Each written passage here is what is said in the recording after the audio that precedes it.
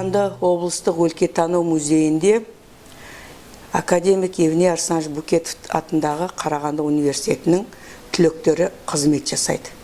Бұл түлектер тарих факультетінде мықты, білікті маман болып шықты. Бакалаврды бітірді, магистратураны бітірді. Бүгінгі күні облыстық музейдің барлық жұмыстарында, ғылыми жұмыста, тәрбие жұмысында,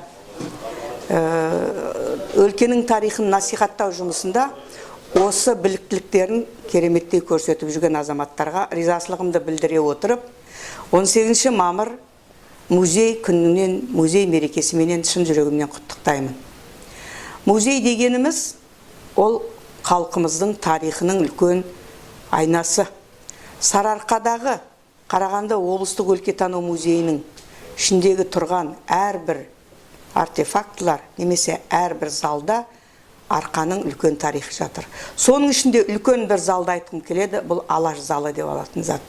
Алаш залы арқадағы демократиялық, либералдық, ұлттық қозғалыстың бесігі болған Қарқаралының тарихын, Алаштың тарихын жақсы көрсететін үлкен зал. Міне осы музей мерекесінің қарсаңында 30 жылдың ішінде жеткен дәрежесі осы музейдегі барлық жаңа залдар, жаңа артефактылар соның куәсі. Тәуелсіздіктің арқасында бүгінгі күні музейде ғылыми бағытта, тарихи, этнографиялық, археологиялық бағытта көптеген жұмыс істеп жатыр.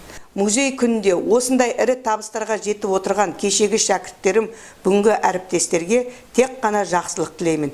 Тәуелсіздіктің 30 жылдығының қарсаңында сіздердің 30 игі істері деп аталатын жұмыстарыңызға сәттілік тілеймін. Мерекелеріңіз құтты болсын.